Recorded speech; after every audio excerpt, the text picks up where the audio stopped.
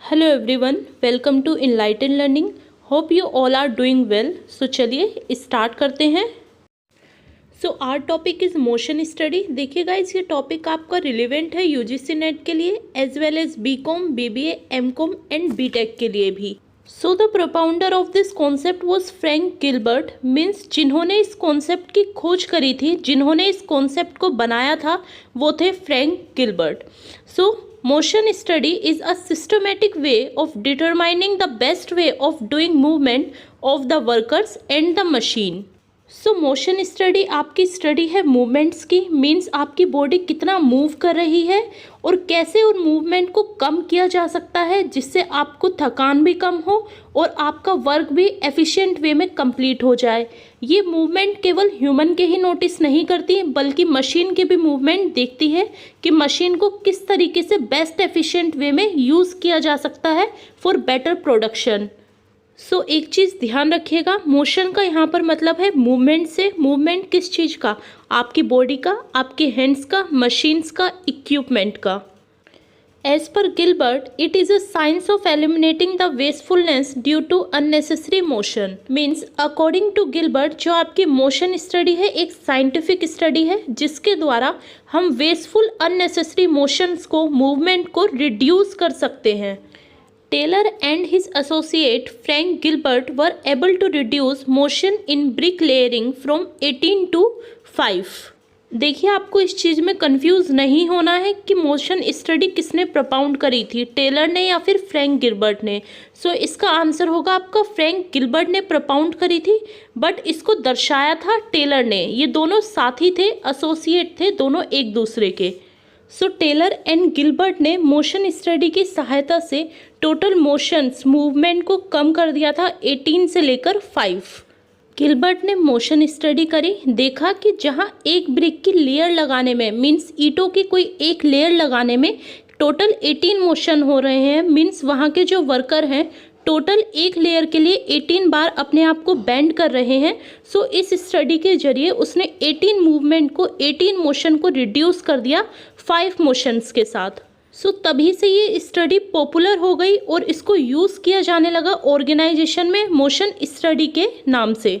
सो motion study का organisation level पर apply करने का बेनिफिट ये हुआ कि जो आपके वर्कर्स थे उनको थकान कम होती थी due to reduction in wasteful motion. Means जो एक्स्ट्रा मूवमेंट थे वो रिड्यूस कर दिए थे। आइए एक और एग्जाम्पल की सहायता से समझते हैं मोशन स्टडी को, जिससे आपको और अच्छे से क्लियर हो जाएगा मोशन स्टडी। सो मैं एग्जाम्पल को समझा देती हूँ, आप इसे एक बार रीड आउट कर लीजिएगा। सो एक ऑर्गेनाइजेशन में ऑब्जर्व किया गया कि वर्कर को अपना वर्क कंप्लीट करने के लिए टूल की, इक्विपमेंट की नीड होती है और वो टूल बॉक्स उसके टेबल के जस्ट नीचे रखा हुआ है। सो उस टूल बॉक्स को उठाने के लिए, टूल को निकालने के लिए उसको बार बार बेंड होना पड़ता है। वर्कर को एटलीस्ट 10 to 15 टाइम्स बेंड होना पड़ता है, जिससे वो जल्दी थक जाता है और उस थकान के कारण जल्दी से वो वर्क कंप्लीट नहीं हो पाता, ना ही वो वर्क एफिशिएंट वे में कंप्लीट हो पाता है। सो टूल को नीचे रखने के प्लेस पर हम टूल को कोई भी स्टूल लाके, सीट लाके उसके बराबर में रख देंगे तो उसका बेंड होना कम हो जाएगा और वो अपने हाथ से ही, हैंड की मदद से ही उस टूल को उठा सकता है, जिससे कि आपका वर्क भी जल्दी कंप्लीट होगा, वर्कर थकेगा भी नहीं और जो वेस्ट मोशन था वो भी रिड्यूस हो जाएगा। मीन्स जो वेस्ट मूवमेंट ऑफ बॉडी हो रही थी वो भी रिड्यूस हो जाएगी। सो आई होप अब आपको मोशन स्टडी बहुत अच्छे से क्लियर हो गई कि मोशन स्टडी किस चीज़ की स्टडी है और क्यों करी गई थी, एंड ऑर्गेनाइजेशन लेवल पर मोशन स्टडी के क्या क्या बेनिफिट्स रहे। Now component and type of motion study. There are 3 component और type of motion study. Means motion study के 3 प्रकार हैं। First one is therblig analysis. It is a small part of job. Gilbert gives 17 basis motion. Each motion is known as thirbling.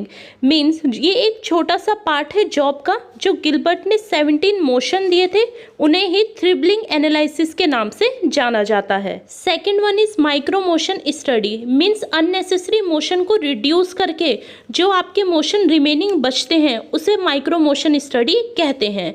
Next one, third one is principle of micro economics. means study to find out a correct application of theory, synchronize of body movement, best layout, optimum design of equipment. Means जो आपने analyse किया है worker के motion को, जो theory बनाई है उसे अप्लाई कर देनी है। उसी के साथ ये देखना है कि कौन सा एक्स्ट्रा मोशन था उसे कहाँ पर रिड्यूस करना है, इक्विपमेंट कहाँ पर होना चाहिए। मीन्स सारी चीज़ों को आपने सिंक्रोनाइज कर देना है लास्ट प्रिंसिपल में, जो है प्रिंसिपल ऑफ माइक्रो इकोनॉमिक्स। इसका बेनिफिट क्या होगा? इसका बेनिफिट ये होगा कि आपका जो वर्क है वो बहुत इफेक्टिव वे में कंप्लीट हो जाएगा, टाइम भी कम लगेगा एंड कॉस्ट भी कम लगेगी। सो चलिए आगे बढ़ते हैं और अब देखते हैं objectives of motion study. First one is to determining the movement of worker when they are performing the job.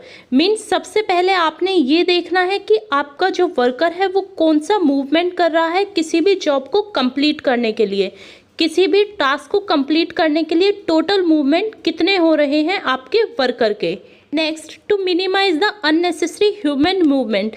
Analyse करने के बाद टोटल मूवमेंट आपने मिनिमाइज करना है अननेसेसरी मूवमेंट को। मीन्स जो एक्स्ट्रा मूवमेंट हो रहा है जिसकी वजह से वर्कर थक रहा है या फिर आपकी कॉस्ट ज़्यादा आ रही है, उस कॉस्ट को आपने कम करना है।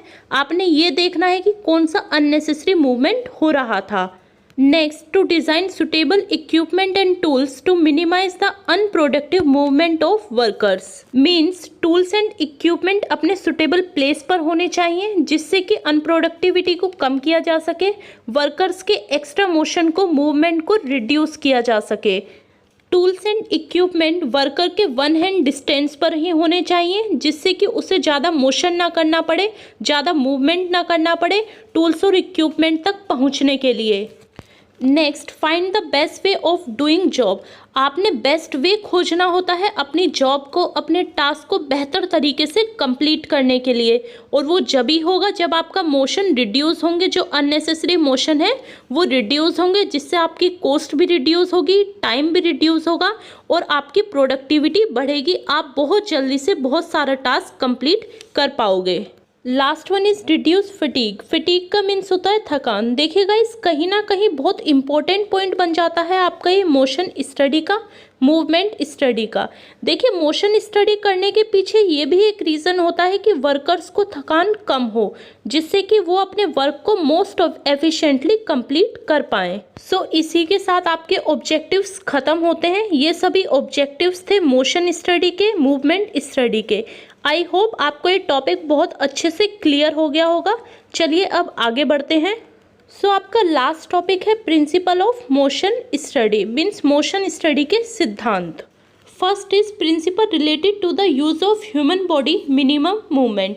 मीन्स जो आपका प्रिंसिपल है मोशन स्टडी का, फर्स्ट वो ये कहता है कि आपने जो मोशन स्टडी करी है वो इसीलिए करी है कि आप ह्यूमन बॉडी के मूवमेंट को कम कर सकें, जिससे आपका जो ह्यूमन है, आपका जो वर्कर है, एम्प्लॉय है, वो भी ज़्यादा थके ना, आपका वर्क भी जल्दी कंप्लीट हो जाए और आपकी कॉस्ट भी कम आए। सो ये आपका फर्स्ट प्रिंसिपल हो जाता है मोशन स्टडी का। Second is principle related to the arrangement of work station. Means जहाँ पर आपका वर्कर काम कर रहा है, जहाँ पर वो अपने टास्क को परफॉर्म कर रहा है, वहाँ पर सभी चीज़ें सिंक्रोनाइज वे में होनी चाहिए। जिस जिस चीज़ की नीड हो एक पर्टिकुलर टास्क को परफॉर्म करने के लिए, वो सभी चीज़ें उसके वर्क स्टेशन पर ही अवेलेबल होनी चाहिए। Third is principle related to the tools and equipment. Means किसी भी पर्टिकुलर टास्क को परफॉर्म करने के लिए जिन नेसेसरी टूल्स एंड इक्विपमेंट की रिक्वायरमेंट है वर्कर को, वो सभी उसके वन हैंड डिस्टेंस पर अवेलेबल होने चाहिए। Fourth is principle of goods transformation. चलिए इस प्रिंसिपल को हम एक एग्जाम्पल की हेल्प से समझते हैं। जब भी हम मॉल्स वगैरह में जाते हैं शॉपिंग के लिए, तो आपने देखा होगा मॉल के बाहर ही एक ट्रॉली रखी होती है। हम उस ट्रॉली को उठाते हैं और सेलेक्टेड गुड को ट्रॉली में रखते हैं जो जो हमें चाहिए। अब सभी गुड सेलेक्ट करने के बाद हम उसको बिलिंग के लिए लेकर जाते हैं।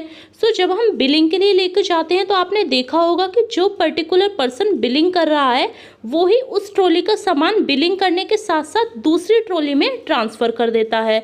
सो बिलिंग होने के बाद हम अपनी सेकंड ट्रॉली को लेकर आगे जाते हैं, फिर वहाँ पर रीचेकिंग होती है और फिर उस सेकंड ट्रॉली का सामान हम अपनी कार में ट्रांसफ़र कर देते हैं। सो आपने नोटिस किया होगा कि यहाँ पर जो प्रोसेस चल रहा है स्टेप वाइज स्टेप चल रहा है। पहले हमने फर्स्ट ट्रॉली ली, उसके बाद सेकंड ट्रॉली और उसके बाद कार। सो यही सेम प्रोसेस चलता है आपका ऑर्गेनाइजेशन लेवल में भी। मीन्स मशीन वर्क का वर्क कंप्लीट होने के बाद मशीन 2 के पास जाएगा, मशीन 2 के बाद मशीन 3 के पास। सो हमारा ऑर्गेनाइजेशन का जो लेआउट है वो इस तरीके से होना चाहिए कि स्टेप वाइज स्टेप आपका काम हो, गुड्स का जो ट्रांसफॉर्मेशन है वो स्टेप वाइज स्टेप होता चला जाए, चाहे वो ह्यूमन करे या फिर मशीन करे। आई होप कि एग्जाम्पल की हेल्प से आपको ये प्रिंसिपल क्लियर हो गया होगा। सो लास्ट वन है हमारा principle of time saving. So same he example को लेकर चलते हैं। जब हमारा जो लेआउट है वो सिंक्रोनाइज होगा, means her cheese step by step होंगी, तो हमारा टाइम भी सेव होगा। देखिए मोशन स्टडी में हम यही पढ़ते हैं कि कहाँ पर मोशन को रिड्यूस किया जाए जो कि अननेसेसरी है। सो इसका बेनिफिट यही होगा कि आपका टाइम सेव होगा।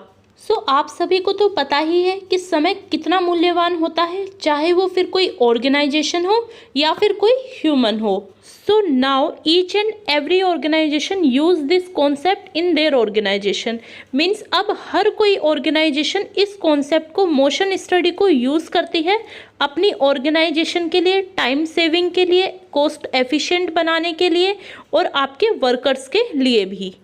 देखिए मैंने बहुत इजी लैंग्वेज में आपको मोशन स्टडी समझाया है।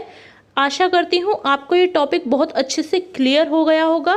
यकीन मानिए इस टॉपिक में यहाँ से बाहर कुछ नहीं आ सकता। जितना आपने यहाँ से पढ़ा है इस वीडियो से वो मोर देन सफिशिएंट है। देखिए यूजीसी नेट में every year assertion and reason के क्वेश्चन मोशन स्टडी से पूछे जाते हैं। वो क्वेश्चन यहाँ से अलग नहीं होंगे, सभी क्वेश्चन यहीं से ही असर्शन और रीज़न के रूप में बनेंगे। So again, this topic is important for UGC NET paper 2 Commerce and Management as well as BCom, BBA, MCom, MBA, BCA and BTech 2. If you like this video then please do like, share and subscribe. Thank you.